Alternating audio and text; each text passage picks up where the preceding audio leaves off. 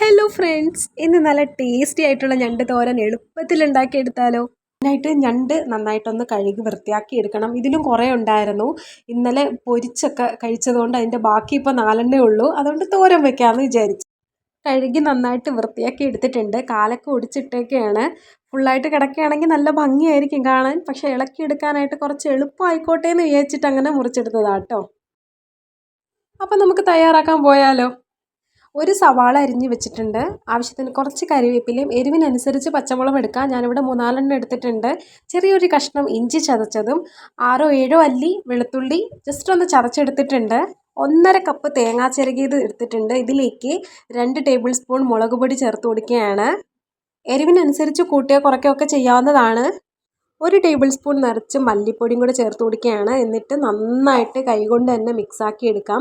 വേണമെങ്കിൽ മിക്സിയിലിട്ടൊന്ന് കറക്കിയെടുത്താൽ മതിയാവും. പക്ഷേ അതിൻ്റെ ആവശ്യമില്ല. നമ്മൾ ഇങ്ങനെ ചെയ്യുമ്പം കൈപ്പുണ്യം കൂടെ ഇറങ്ങുമല്ലോ. അങ്ങനെയാണല്ലോ.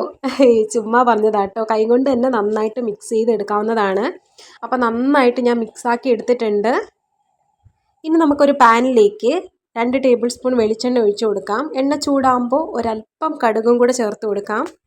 കടുകൊന്ന് പൊട്ടി വന്നതിന് ശേഷം ഒരല്പം ഉലുവ കൂടി ചേർത്ത് കൊടുക്കുകയാണ്. കൂടെ ഒരല്പം 1/4 ടീസ്പൂൺ ചെറിയ ജീരകവും കൂടെ ചേർത്ത് കൊടുക്കുന്നുണ്ട്.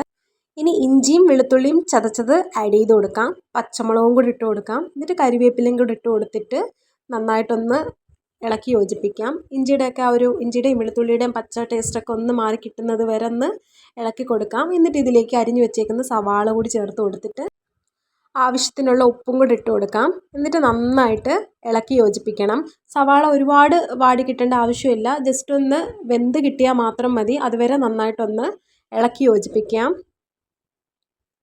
അപ്പോൾ സവാളയൊക്കെ ഏകദേശം ഒന്ന് വെന്ത് കിട്ടിയപ്പോൾ 1/4 ടീസ്പൂൺ മഞ്ഞൾപ്പൊടിയും കൂടി ഇട്ട് കൊടുക്കുകയാണ്. എന്നിട്ട് നന്നായിട്ടൊന്ന് ഇളക്കി യോജിപ്പിക്കാം. ഇനി ഇതിലേക്ക് നമ്മൾ കഴുകി വൃത്തിയാക്കി വെച്ചേക്കുന്ന ഞണ്ടും കൂടെ ചേർത്ത് കൊടുക്കാം. എന്നിട്ട് നന്നായിട്ടൊന്ന് ഇളക്കി യോജിപ്പിക്കാം. 2 മിനിറ്റ് അതുപോലെ തന്നെ ഒന്ന് അടച്ച് വെച്ചൊന്ന് വേവിച്ചെടുക്കണം. ആ ഇഞ്ചിയുടെയും വെളുത്തുള്ളിയുടെയും സവാളയുടെ ഒക്കെ ആ ഫ്ലേവറൊക്കെ ഒന്ന് പിടിച്ച് കിട്ടാൻ വേണ്ടിയിട്ടാണ്. അപ്പോൾ 2 മിനിറ്റ് നമുക്കൊന്ന് അടച്ച് വെച്ച് വേവിക്കാം. 2 മിനിറ്റ് കഴിഞ്ഞിട്ട് ഞണ്ടൊക്കെ ഇനി ഒന്ന് വെന്ത് കിട്ടാനായിട്ടുള്ള ആവശ്യത്തിനുള്ള വെള്ളം ഒഴിച്ച് കൊടുക്കണം. ഞാനിവിടെ 3/4 കപ്പോളം വെള്ളം ഒഴിച്ച് കൊടുത്തിട്ടുണ്ട്.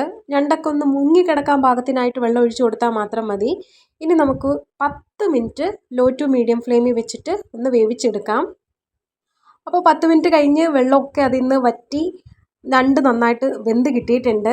അത്യാവശ്യം കുറച്ച് വെള്ളമൊക്കെ ഇരിക്കട്ടെ, കുഴപ്പമൊന്നുമില്ല. നമ്മൾ നേരത്തെ മാറ്റി വെച്ചേക്കുന്ന ആ തേങ്ങയുടെ അരപ്പും കൂടെ ചേർത്ത് കൊടുക്കുമ്പം എല്ലാം കൂടെ ഒന്ന് ബാലൻസ് ആയി കിട്ടിക്കോളും. ഇനി നമുക്ക് ആ അരപ്പും കൂടി ഇതിലോട്ട് ചേർത്ത് കൊടുക്കാം. എന്നിട്ട് എല്ലാം കൂടെ നന്നായിട്ടൊന്ന് ഇളക്കി യോജിപ്പിക്കണം. ഇളക്കി യോജിപ്പിച്ചതിന് ശേഷം നമുക്ക് 5 മിനിറ്റ് അടച്ചു വെച്ച് ലോ ഫ്ലെയിമിലൊന്ന് കുക്ക് ചെയ്തെടുക്കാം. ഇടയ്ക്ക് ഇളക്കി കൊടുക്കാൻ മറക്കരുത്. ഉപ്പൊക്കെ പാകത്തിനാണോ എന്ന് നോക്കണം. ഞാനിപ്പോൾ നോക്കിയിട്ടുണ്ടായിരുന്നു, പാകത്തിനാണ്. അപ്പോൾ 5 മിനിറ്റ് കഴിഞ്ഞ് തുറന്ന് നോക്കിയപ്പോൾ തോരൻ സെറ്റായിട്ട് അടിപൊളിയായിട്ട് കിട്ടിയിട്ടുണ്ട്. ഞണ്ടിലോട്ട് ആ അരപ്പൊക്കെ പൊതിഞ്ഞ് നല്ല സൂപ്പറായിട്ട് തന്നെ കിട്ടിയിട്ടുണ്ട്. ഇനി അവസാനം കുറച്ച് കരിവേപ്പിലയും കൂടി ഇട്ട് കൊടുക്കുകയാണ്. അപ്പോൾ നമ്മുടെ ടേസ്റ്റി ആയിട്ടുള്ള ഞണ്ട് തോരൻ എളുപ്പത്തിൽ തന്നെ തയ്യാറാക്കി എടുക്കാനും പറ്റി നല്ല ടേസ്റ്റി ആയിട്ട് കിട്ടിയിട്ടുണ്ട്. എല്ലാവരും ഇതുപോലെ ഒന്ന് ട്രൈ ചെയ്ത് നോക്കണേ. വീഡിയോ ഇഷ്ടമായിട്ടുണ്ടെങ്കിൽ ലൈക്ക് ചെയ്യാൻ മറക്കരുത്. ചാനൽ ആദ്യമായിട്ടാണ് കാണുന്നതെന്നുണ്ടെങ്കിൽ സബ്സ്ക്രൈബ് ചെയ്യാനും മറക്കല്ലേ. അടുത്തൊരു ഈസി റെസിപ്പി ആയിട്ട് വീണ്ടും കാണുന്നത് വരെ ബൈ.